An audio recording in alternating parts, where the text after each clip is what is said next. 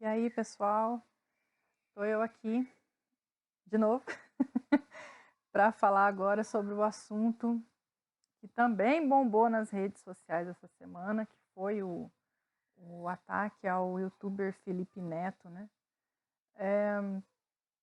Cara, o que dizer sobre isso, né? Ele foi um dos críticos ferrenhos, né, do governo Dilma e tal. Inclusive, a gente tem que dar um créditozinho para ele, quando se trata de criar um desrespeito, uma animosidade no campo político, né? Porque a gente sabe que aquele movimento dos 20 centavos, né? E aqueles vem pra rua, MBL, né? Os cacete a quatro, a gente sabe que todos eles foram responsáveis por suscitar essa corrente, né, de extrema-direita que hoje está aí. Por mais que as pessoas que participaram desses movimentos não tivessem a dimensão, né, e tivessem as mais boas intenções, né, com relação ao resultado desses movimentos, né, a gente sabe que alguém cooptou isso e deu muito certo. E no caso foi o pessoal que estava estruturando a campanha do Bolsonaro. A gente sabe, né? Eu era muito criança na época, acho que eu tinha uns 9, 10 anos, por aí, quando houve o Fora Collor, e a gente sabe que nem todo mundo que vai para a rua tem a noção do porquê eles estão indo, né, para a rua. A gente sabe que tem muita gente que, por exemplo, nesses movimentos bolsonaristas hoje, né, que pedem a volta do AI-5, mas com o Bolsonaro na presidência, e que querem mais direitos, que acham que vivem numa ditadura, essas pessoas nunca pegaram, por exemplo, a Constituição de 67, se eu não me engano, para dar uma lida em como era, né, como era a democracia naquela época, né? As pessoas não votavam, as pessoas não tinham direito de escolha. Por mais que esse direito de escolha muitas vezes coloque gente incompetente no poder, é preferível que você possa oxigenar essa, essa, essa troca, né, de dirigentes, do que você simplesmente colocar na mão de uma cúpula militar ou sei lá, né? Ou eu já vi muitos grupos querendo a volta da monarquia, né? Ou seja, o pessoal daqui para frente quer ir para trás, né? Como se a época de ouro do Brasil fosse na época do regime militar. Bem, guardadas aí as proporções, a gente sabe que não foi bem assim. Então parece que agora, né, a gente vive uma situação um pouco, vamos dizer assim, parecida com a época do regime militar no que se diz respeito à perseguição de opositores, né? Hoje não se tem mais aquela, né, perseguição de ter o DOPS, né, de mandar os militares caçarem os opositores e botar numa masmorra e torturar e aquela coisa toda que a gente sabe que existiu, né? Pelos relatos das vítimas que passaram por isso. Tem relatos de crianças que hoje são adultos, mas que se lembram nitidamente do que aconteceu, né? Mas enfim, hoje tem uma perseguição virtual, né? E parece, né, que as pessoas criaram um DOPS virtual, né? Se a gente pode mal comparar, né?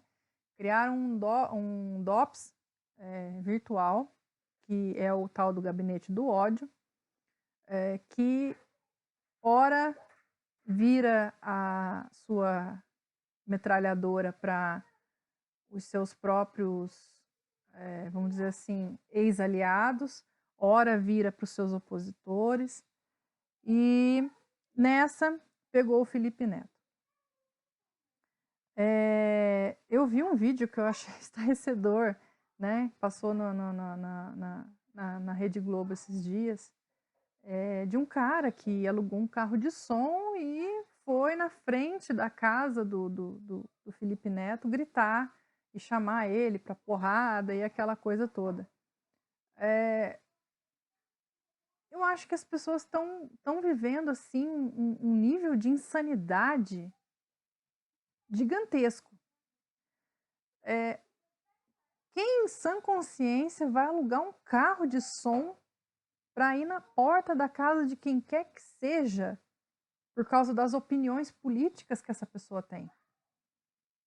Qual o nível de fanatismo dessas pessoas para fazer um troço desse? E aqui eu não estou me colocando por defender Felipe Neto, nem de atacá-lo, porque eu acho que ele, como comentarista político, é um ótimo humorista, né? Ele é um jovem, né? Eu gostava muito da rede social dele quando ele tinha o canal Não Faz Sentido, né? E aí depois que ele começou a fazer tudo aquilo que ele criticava, aí eu abandonei e falei, não dá, né? Enfim, ele começou a ser gerador de polêmicas e aonde tinha assunto polêmico ele se metia, e aí se embrenhou na política também, né? E aí deu no que deu. A gente tem várias pessoas que saíram do país, né, por conta de perseguição política na internet. O próprio Jean Willis renunciou ao mandato para o seu vice porque se sentiu ameaçado, começou a receber ameaças até de morte. Eu não tenho uma grande simpatia pelo Jean Willis, porque eu acho que não é uma pessoa que representa nem a categoria a qual ele se dispõe a representar, né? Mas, enfim, são os políticos que o brasileiro reproduz. Político BBB, político sertanejo, político jogador de futebol, político celebridade de internet, político palhaço de circo e por aí vai, né? A gente nunca votou num cara que tem um projeto com começo, meio e fim. A gente sempre votou na popularidade do cara, né? E aí dá no que dá, né? Ou o cara veio de uma família tradicional da política, ou o cara é um fenômeno na internet, ou o cara é apresentador de TV, sabe? Parece que as pessoas, quando não tem mais como dar certo no ramo onde elas estão inseridas, elas partem para a política, né? E eu não digo nada se o próprio Felipe Neto não se aventurar nessa onda, né, de youtubers políticos, né, e na próxima eleição se candidatar a deputado, e por aí vai, né? Eu sei que ele está colhendo agora um pouco do ódio que, mesmo sem ele querer, ele plantou nas redes, né? Sem querer, assim que eu digo, inconscientemente, né? Porque na hora em que ele fez os vídeos xingando e falando e metendo pau e falando palavras de baixo calão, ele não pensou nisso que ele estava criando, no ambiente que ele estava criando, né? Eu vi um pastor, um depoimento de um pastor hoje, falando sobre um filme que ele assistiu que remete a a essa questão que está acontecendo hoje no Brasil, de usar o ódio como discurso, né? O nome do filme é Rede de Ódio. É um filme polonês que está tá no Netflix, né? Quem puder assistir, assista. Eu vou procurar assistir também. Embora eu já tenha tido exemplos do que essa rede de ódio é capaz. Lá atrás, quando o Facebook estava começando a se popularizar, a gente teve um caso assustador que aconteceu de fake news, né? De uma moça que foi confundida com uma praticante de magia negra, que nem sequer existiu, né? Fizeram um retrato falado e jogaram na internet, e coincidentemente esse retrato falado parecia com a moça. Se eu não me engano, parece que foi na Baixada Santista que aconteceu isso, numa comunidade lá. E aí pegaram essa moça e lincharam ela até a morte. E depois se descobriu que não se tratava de uma agressora de crianças, nem de bruxaria, nem de nada. A menina era inocente de tudo. Ela deixou uma filha de colo e uma outra com idade, acho que de 2 ou 4 anos, uma coisa assim. Deixou marido, deixou uma família, né? E tudo por quê? Por causa de um ódio, né?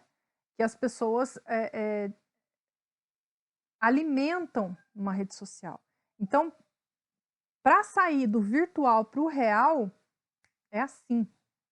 Não precisa muito, né? E todo mundo que fomenta um pouco, né? Que sai do debate racional e vai para a questão emocional, né?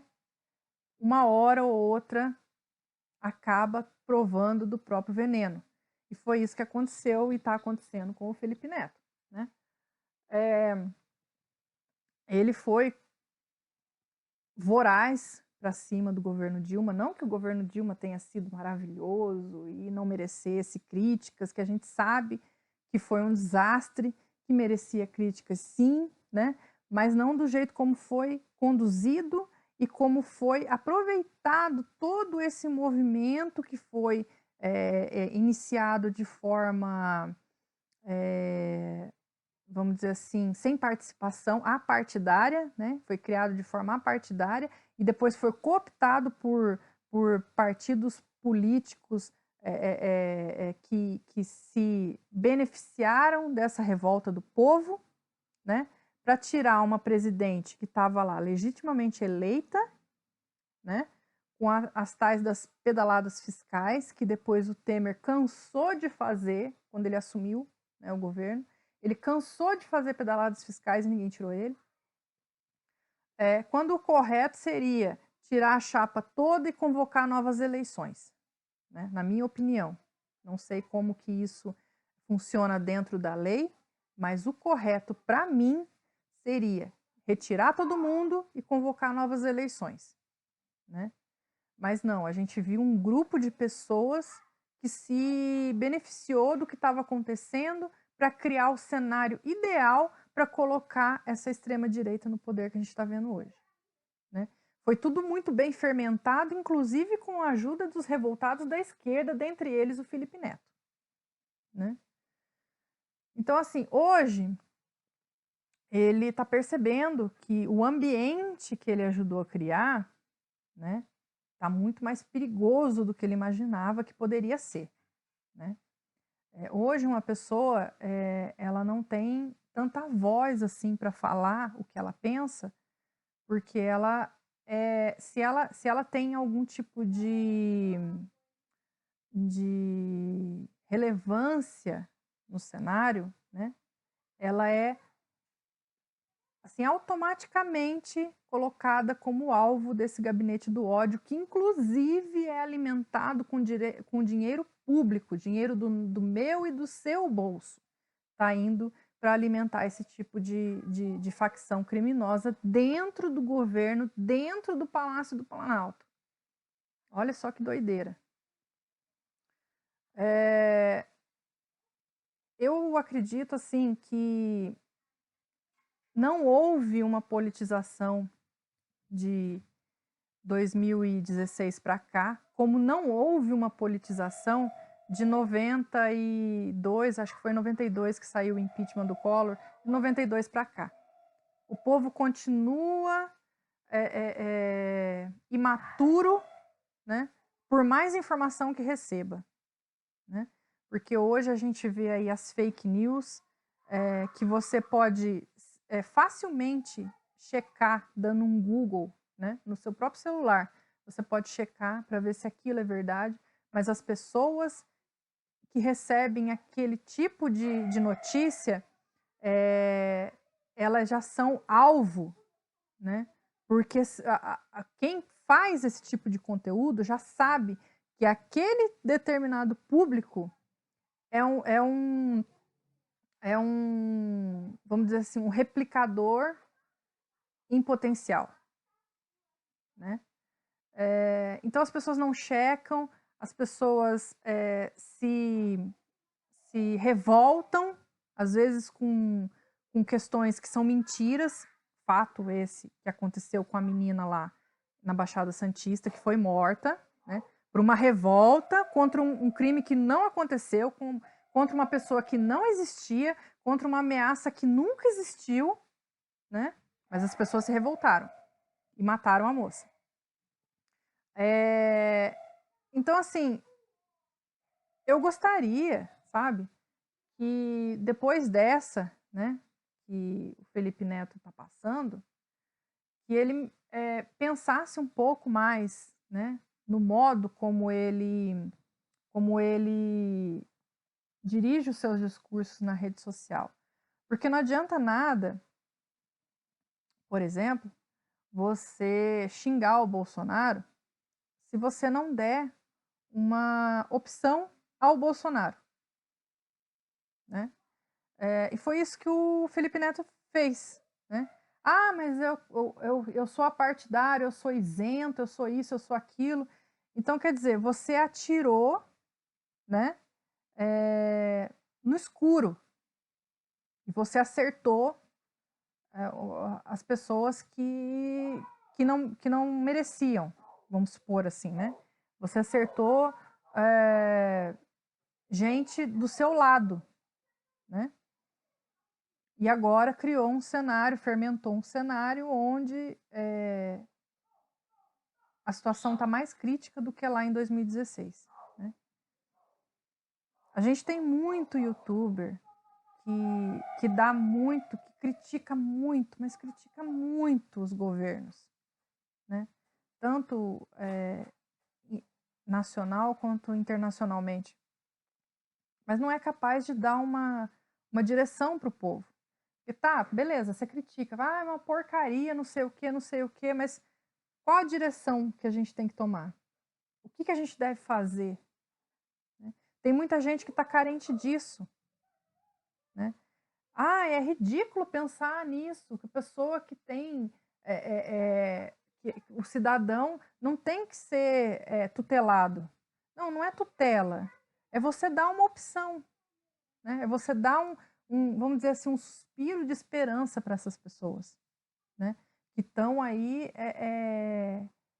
tão necessitadas e carentes de projeto de vida. Né? A gente tem aí um exército de desempregados, tem um exército de Ubers, tem um exército de entregador de iFood que aluga bicicleta para poder trabalhar, porque nem dinheiro para comprar bicicleta tem. Né? Então, assim, o Brasil e o brasileiro médio, ele carece de uma opção segura. Né? Não que a opção que você vai oferecer seja a melhor, acima de qualquer suspeita, acima de tudo, acima da verdade, do bem e do mal. Não, nós estamos tratando de pessoas. E quando a gente envolve pessoas no processo, tudo pode acontecer. Eu tenho o meu candidato, né? Inclusive, eu votei nele, ele não chegou no segundo turno, né? mais para frente eu falo para vocês, né, eu entro nesse assunto, mas eu votei nele, ele não chegou no segundo turno, infelizmente. Eu tenho outras opções de voto também, que são tão boas quanto ele, mas infelizmente essa galera, como o Felipe Neto, que tem uma grande proporção, que tem uma grande relevância no cenário, criou um binarismo na cabeça das pessoas, mesmo que inconscientemente ele ajudou a criar esse cenário, né? Ele criou um binarismo na cabeça das pessoas que toda e qualquer pessoa que tivesse em torno ali do PT, ou que já tivesse passado por algum governo do PT, ou que já tivesse tido algum tipo de relação com o governo do PT, mesmo que essa pessoa não tivesse nenhum mal feito registrado na sua carreira, né? Essa pessoa deveria ser jogada de escanteio, porque em algum momento da vida ela esteve presente em algum governo do PT, em algum ministério, em alguma obra. Então, assim, ninguém, a gente tinha, se eu não me engano, na época, a gente tinha acho que 11 ou 12 candidatos à presidência da República. Ninguém serviu. A gente tinha 11 ou 12 opções, se eu não me engano, mas ninguém serviu. A gente ficou no binarismo PT-Bolsonaro. Por quê? Porque o ambiente foi favorável para isso, né? O ambiente que se criou de 2014, se eu não me engano, para cá, foi favorável para isso. E se a gente não abrir o olho, esse ambiente binário vai acontecer de novo. Vai acontecer outra vez. A gente precisa botar a cabeça no lugar, colocar a bola no chão e tentar pensar uma terceira via. Esses youtubers que estão sendo atacados hoje estão sendo atacados única e exclusivamente porque eles criaram na cabeça das pessoas que fora do PT não existe salvação e dentro da esquerda também não existe salvação porque toda a esquerda é petista. Então, assim, criou-se o cenário perfeito para que uma pessoa do caráter do Bolsonaro, que eu nem vou me dar o trabalho de colocar nomes, porque acho que não convém, chegasse ao poder. E como o Bolsonaro, a gente tem muitas outras pessoas que vão aparecer daqui para frente, né? De 2020 em diante, vão aparecer muita gente. Se você está chateado com a passagem da reforma da Previdência, da reforma trabalhista, né? Então eu acho que você deveria analisar melhor as pessoas que você coloca no Congresso e na Presidência da República e no governo do Estado e nas prefeituras e na Câmara de Vereadores. Porque são todas elas que influenciam na sua vida. O seu voto não é só naquele momento em que você aperta o número na urna eletrônica, não. Ele repercute 4, 8, 12, 20, 30, 40 anos para frente. Então ele não deve ser encarado como uma coisa assim que, fui lá, votei, fiz a minha parte, agora o resto é com eles. Né? Então acho que é sobre o caso do Felipe Neto, acho que era isso que eu tinha para falar. Essas pessoas que hoje reclamam da perseguição, um dia também já foram perseguidores, né? Não na mesma proporção, né? Que hoje está uma coisa assim descabida, né? Tendo que acionar a polícia, tendo que acionar justiça, STF e todo um conjunto de aparato de proteção para essas pessoas. Mas se lá atrás o debate tivesse sido mais equilibrado, a situação não teria chegado nesse ponto. Né? O problema foi colocar a emoção. E quando você colocou a emoção, você desequilibrou toda a parte da razão. Infelizmente, a gente não vê pessoas realmente racionais defendendo o Bolsonaro. Porque se você for chamar essas pessoas à razão, elas vão ver que o governo está uma porcaria. Que realmente não está sendo feito nada. E o que está sendo feito porque o Congresso está batendo duro em cima. Por mais